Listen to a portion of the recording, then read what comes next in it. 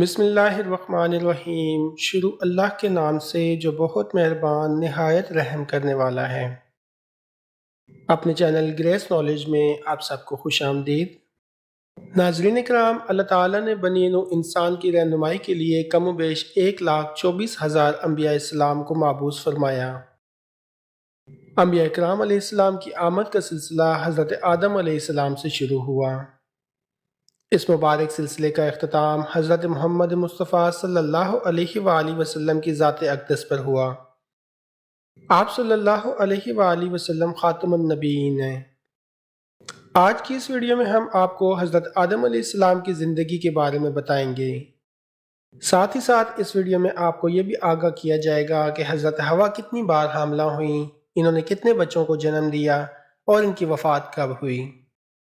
ناظرین کرام، حضرت آدم علیہ السلام کا ذکر کیا جائے تو حضرت جبرائیل علیہ السلام کو وہ حکم دینا بھی آپ سب کو یاد ہوگا۔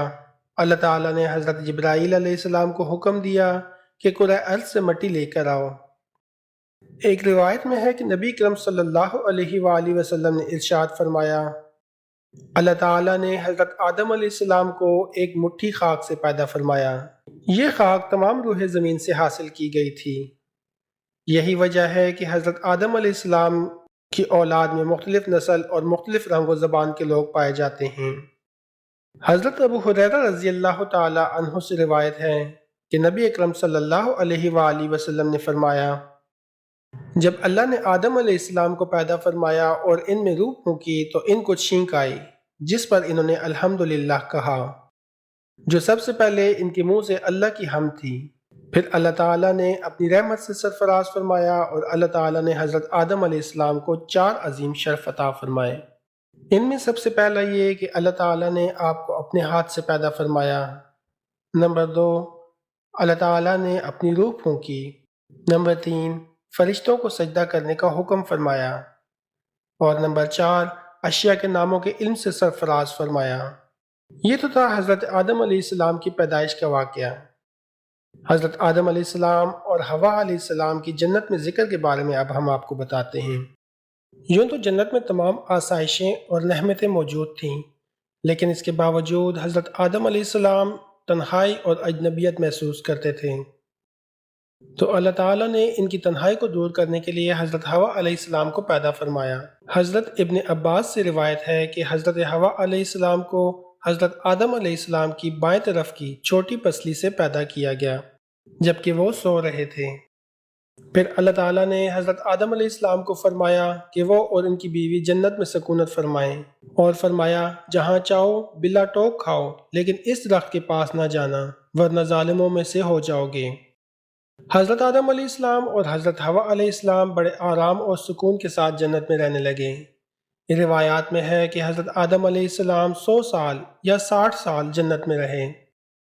اس عرصے میں دونوں پر جنت کے کسی بھی حصے میں جانے پر پابندی نہ تھی سوائے شجرہ ممنوعہ کے۔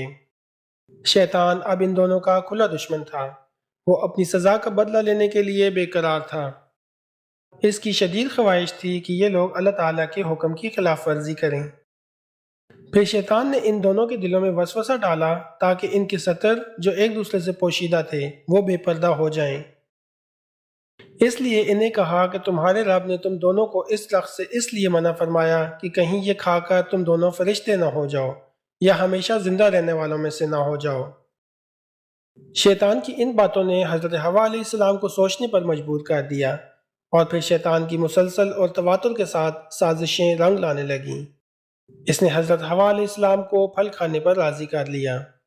ایک دن حضرت حوا علیہ السلام حضرت آدم علیہ السلام سے کہنے لگیں، ہم اس شجر ممنوع کا ذرا سا پھل کھا کر تو دیکھیں کہ آخر وہ کیا راز ہے جو اللہ تعالیٰ نے ہمیں اسے کھانے سے منع فرمایا ہے۔ شروع میں تو حضرت آدم علیہ السلام اس کے لیے قطعی طور پر تیار نہ تھے، لیکن پھر حضرت حوا علیہ السلام کی مسلسل اصرار پر بادل نخواستہ وہ بھی راضی ہو گئے۔ ابھی دونوں نے پھل کو پوری طرح چکھا ہی نہیں تھا کہ ان کی سطرگاہیں ایک دوسرے پر عیاں ہو گئیں۔ اس پر دونوں بدحواسی اور پریشانی میں جنت کے درخت کے پتوں کو توڑ توڑ کر اپنا آپ چھپانے لگے۔ اللہ تعالیٰ نے دونوں کو پکارا اور فرمایا کہ میں نے تم دونوں کو منع کیا تھا کہ اس درخت کا پھل نہ کھاؤ، اور شیطان کے ورغلانے میں نہ آنا، یہ تمہارا کھلا دشمن ہے۔ دونوں نے جب اللہ تعالیٰ کی پکار سنی تو خوف الہی سے کانپ اٹھے۔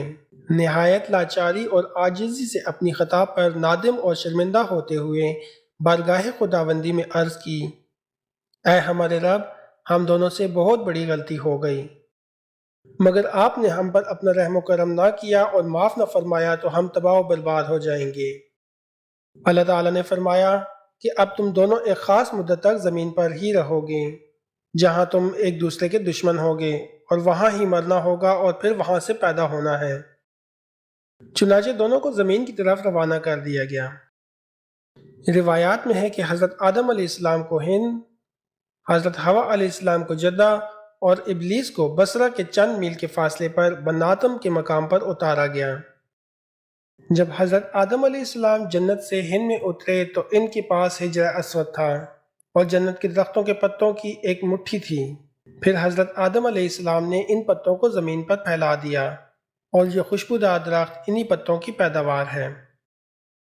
حضرت ابن عباس سے مروی ہے کہ حضرت جبرائیل علیہ السلام حضرت آدم علیہ السلام کے پاس آئے اور گندم کے ساتھ دانے ساتھ لائے۔ حضرت آدم علیہ السلام نے پوچھا، یہ کیا ہے؟ تو جبرائیل علیہ السلام نے عرض کیا کہ یہ اسی درخت کا پھل ہے جس سے آپ کو روکا گیا تھا، لیکن اس کے باوجود آپ نے تناول کر لیا تھا۔ عرض کیا، ان کو زمین پر بو دیجئے۔ حضرت آدم علیہ السلام نے انہیں زمین پر بو دیا۔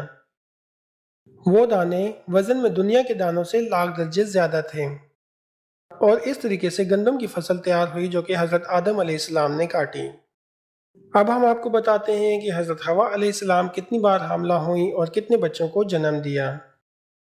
روایات میں آتا ہے کہ حضرت آدم علیہ السلام اور حضرت حوا علیہ السلام کو ممنوع پھل کھانے کے بعد جنت سے نکالا گیا تو مشترک سزا کے علاوہ حضرت حوا علیہ السلام اور اس کے بعد دوسری تمام عورتوں کو دیگر سزائیں جیسا کہ ماہواری، حمل اور زچگی کی قدر دی گئی۔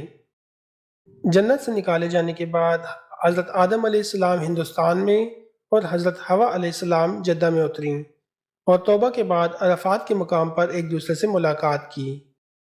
انہوں نے حج کیا، اور اس کے بعد حضرت حوا علیہ السلام اور حضرت آدم علیہ السلام نے ایک دوسرے سے ملاقات کی۔